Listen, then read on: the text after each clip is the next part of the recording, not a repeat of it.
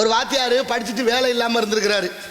வீட்டுக்கார அம்மாவுக்கு கோவம் வந்துருச்சு. என்னையா நீ வாத்தியாருக்கு படித்தேன், வேலைக்கு போகாமல் வீட்டில் இருந்துக்கிட்டு வேற வேலையாவது பார்த்துருக்கலாம், இப்படி சோத்துக்கு புண்ணியம் இல்லாமல் இப்படி தண்டமாக உட்காந்துருக்கேன்னு திட்ட அவருக்கு ரொம்ப வருத்தம் வந்துருச்சு. மனைவி திட்டினா கேட்காது மனசு. ஆமாம் சரி விடு, நான் ஏதாவது வேற வேலை பார்க்குறேன்னு கிளம்பி போயிருக்கிறாரு. போகிற வழியில் ஒரு மாடு கட்டி கிடந்திருக்கு. மாட்டுக்கு பக்கத்தில் ஒரு விளம்பர பதாகை. அந்த பதாகையில் என்ன எழுதியிருக்குன்னா, மாட்டை சிரிக்க வைக்கணும், அழுக வைக்கணும், அத்துக்கிட்டு ஓட வைக்கணும். அதை செய்து விட்டால் 1 லட்சம் ரூபா பரிசு. வாத்தியார் பார்த்தாரு, எப்படியாவது இந்த போட்டியில் கலந்துக்கிட்டு 1 லட்சம் ரூபாய் ஜெயிச்சிருவோம்னு நினைச்சு போய் பக்கத்தில் மாடு பக்கத்தில் உட்காந்து ஏதோ சொல்லியிருக்காரு. மாடு சிரிச்சிருச்சு. அப்புறம் என்ன சொன்னார் தெரியல, மாடு கண்ணீர் விட்டு அழுதுருக்கு. அப்புறம் எப்படியோ ஏதோ சொல்லி மாடு அத்துக்கிட்டு ஓடிடுச்சு. பரிசை வாங்கிட்டு வீட்டுக்கு போனாரு. அந்த அம்மா கேட்கறா, எப்படியா 1 லட்சம் ரூபா வந்துச்சுன்னு. கேட்கணும்ல, 1 ரூபாய்க்கு புண்ணியம் இல்லாம இருந்தவன் திடீர்னு 1 லட்சம் ரூபாயோட வந்தா அப்படித்தான் திருறாங்க. ஒண்ணும் இல்லாம திருறாங்க. ஓட்டு போட்டு ஜெயிச்சோன்னா கோடீஸ்வரன் ஆயிடுறாங்க. ஏன்னு நம்ம கேட்டோமா, நாடே கடன்ல இருக்கு, நாட்டை ஆண்டவன் பூரா கோடீஸ்வரனா இருக்கேன், ஜனாதிபதி மாதிரி நினைக்கிறேன். எப்படி பாருங்க.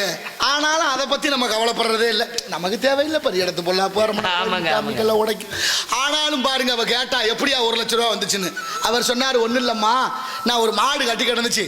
அந்த மாட்டுக்கு ஒரு போட்டி அறிவிச்சிருந்தாங்க. மாட்டை சிரிக்க வைக்கணும், அழுக வைக்கணும், அத்துக்கிட்டு ஓட வைக்கணும். அப்படி பண்ணிட்டா 1 லட்சம் ரூபா பரிசுன்னு சொல்லியிருந்தாங்க. அதுல கலந்துக்கிட்டேன், அதனால 1 லட்சம் ரூபா கிடைச்சு. அப்படியா, மாடு சிரிக்கிற அளவுக்கு நீ என்னையா சொன்ன அப்படின்னு கேட்டா அந்த அம்மா. அவர் சொன்னார், ஒன்னும் இல்லம்மா, மெதுவா பக்கத்துல போய் உட்கார்ந்து மாட்டை பார்த்து கேட்டேன், என்னை தெரியுதா, நான் தான் வாத்தியாருன்னு. நம்பாம அது நக்கலா சிரிக்குது, நீ எல்லாம் வாத்தியாரான்னு சிரிக்குது. சரி, அப்புறம் அழுகிற அளவுக்கு நீ என்னையா சொன்ன. நான் என்ன சொல்ல முடியாது, நீ என்னை படுத்தின பாட்டையும் நான் பட்ட கஷ்டத்தையும் சொன்னேன். அது கஷ்டத்தை விட என் கஷ்டம் பெருசா தெரிஞ்சிருக்கா, அது கண்ணீர் விட்டு அழுதுருச்சு. அப்புறம் அத்துக்கிட்டு ஓடுற அளவுக்கு என்ன சொன்னேன்.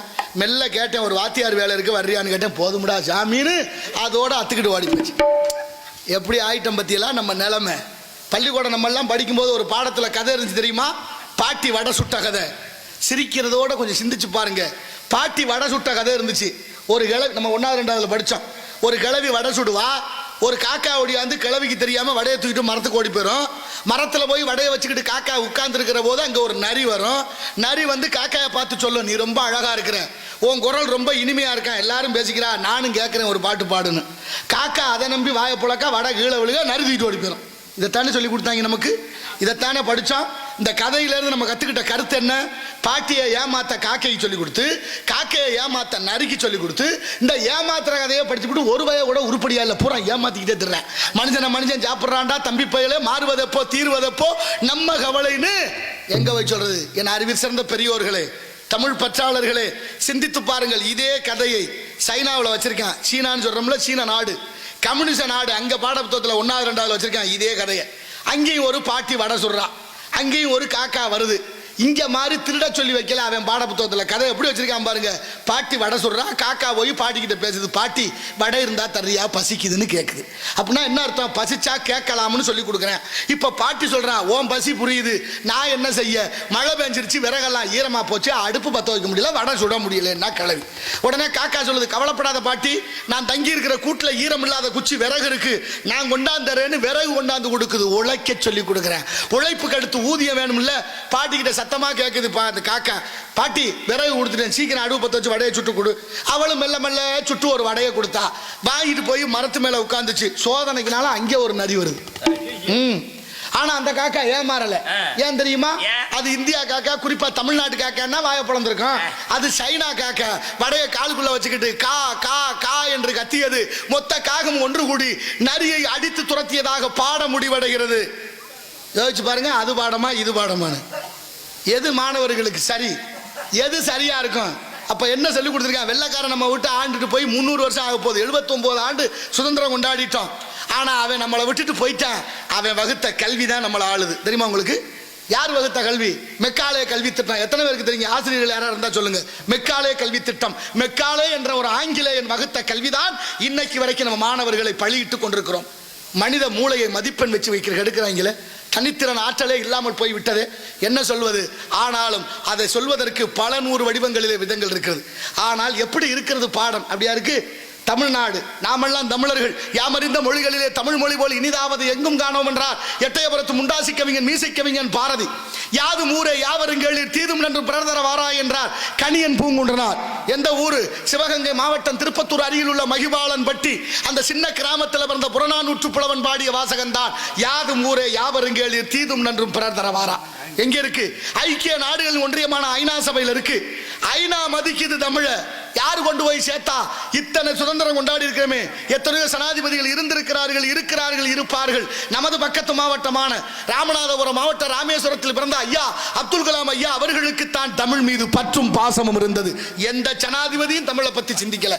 அவர் தான் முழங்கினார் ஐநா சபையில யாதும் ஊரே யாவரும் கேளீர் என்ற வாசகத்தை. வெள்ளைக்காரன் மிரண்டு போன. அமெரிக்கா நயாகரா நீர் அருவி உள்ள நுழைகிற போத வச்சிருக்கேன் நல்வரவுன்னு தமிழ்ல. இங்க இருந்து போன தமிழர் கேட்கிறாரு, நீங்க வல்லாதிக்க நாடுகளில் ஒன்றான அமெரிக்கா, ஓ நாட்டில் எதுக்கு தமிழ்ல வச்ச, உங்க மொழியே வேறதானேன்னு கேட்க அவர் சொல்றாரு வெள்ளக்காரரு, உலகத்திலே உயர்ந்த நதி நயாகரா, உலகத்திலே உயர்ந்த நதி நயாகரா, உலகத்துக்கே மூத்த மொழி தமிழ், உலகத்துக்கே மூத்த மொழி தமிழும் உலகத்திலே உயர்ந்த நதி நயாகராவும் ஒன்றிருந்தால் சிறப்பு என்று எங்களுக்கு தோணுச்சு. அதான்டா தமிழ்ல பேர் வச்சோம்னா அதான் சொல்றேன். நம்ம வச்சிருக்கோமா தமிழ்ல பேரு? தமிழ்ல பேர் வச்சிருக்கோமா? யாசிகா, அபர்ணா, பிருத்திகா, தர்ஷினி, மகிஷா, சர்மா, குருமா, வருமானு பேர் வச்சுட்டோம். யாசிகானா என்ன அர்த்தம்? யாசகம்னா பிச்சை, யாசிகானா பிச்சைக்காரின்னு அர்த்தம். தர்ஷினினா அமாவாசை இருட்டுன்னு அர்த்தம்.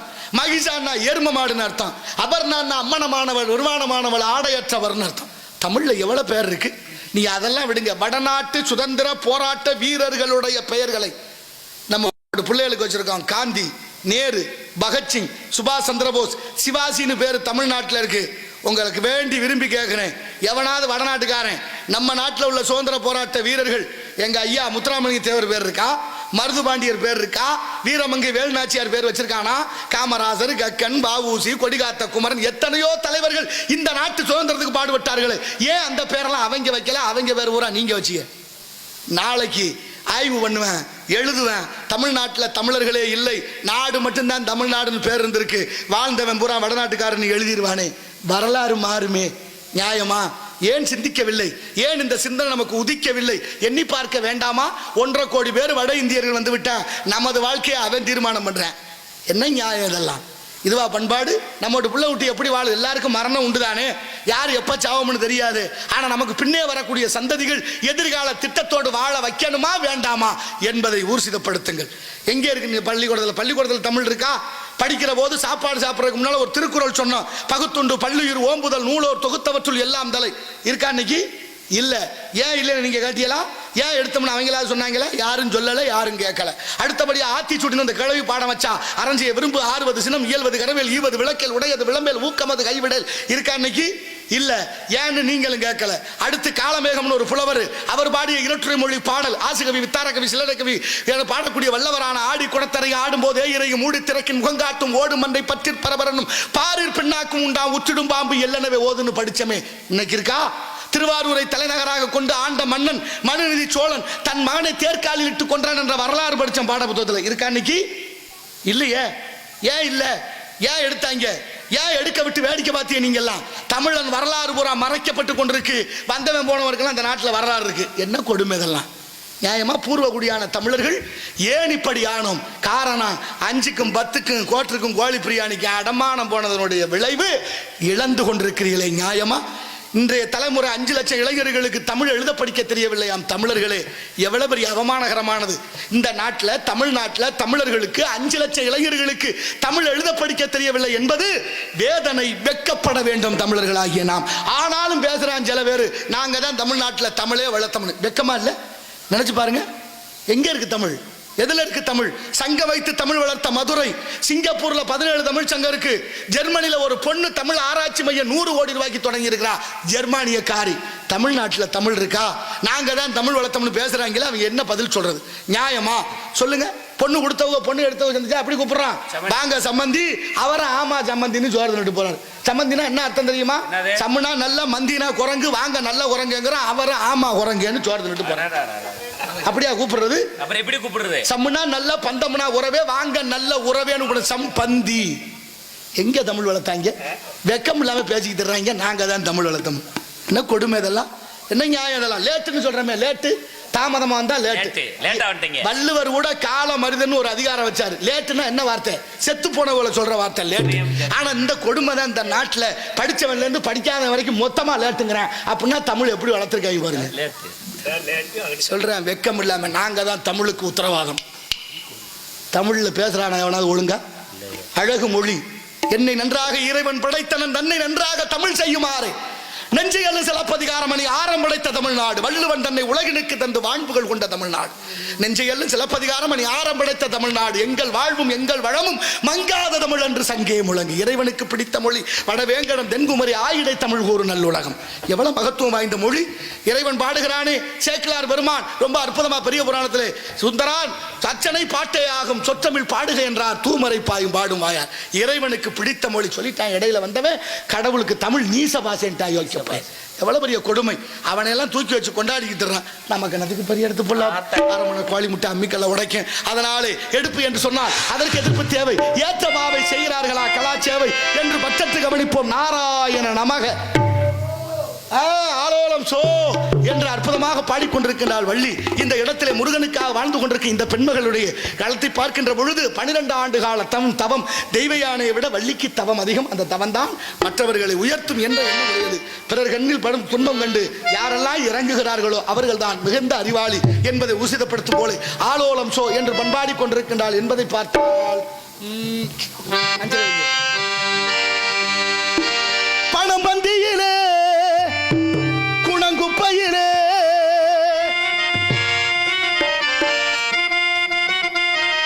பணம் பந்தியிலே குணங்குப்பையிலே இதை பார்த்து அறிந்து நடக்காதவன் மனிதனில்லே, பிழைக்கும் மனிதனில்லே.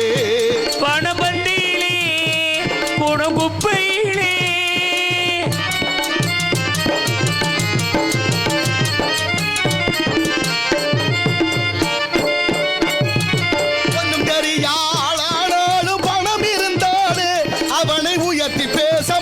கூட்டம் நாளும் தப்பாதே. ஒன்னும் தெரியாளானாலும் பணம் இருந்தாலே அவனை உயர்த்தி பேச மனிதர் கூட்டம் நாளும் தப்பாதே. என்ன அறிவு இருந்திட்டாலும் பணம் இல்லாத ஆளை, என்ன அறிவு இருந்திட்டாலும் பணம் இல்லாத ஆளை உலகம் எந்த நாளும் மனிதனாக மதிக்க மாட்டாதே. பணபந்தியிலே குணங்குப்பையிலே இதை பார்த்து அறிந்து நடக்காதவன் மனிதனில்லே, விளைக்கும் மனிதனில்லே.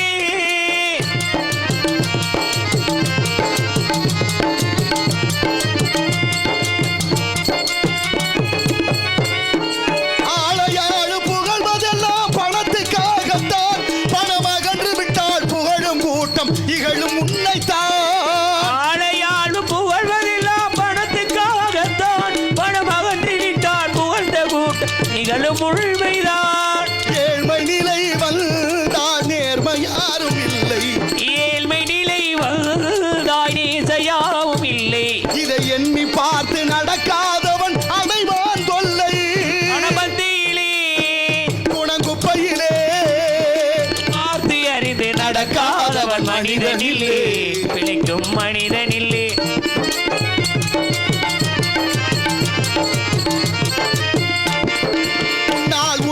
நிலையடைந்தோர் நிறைய பேர்கள் உண்டு. அவர்கள் உனது நிலை தாழ்ந்த பின்பும் ஒதுங்குவார்கள் கண்டே.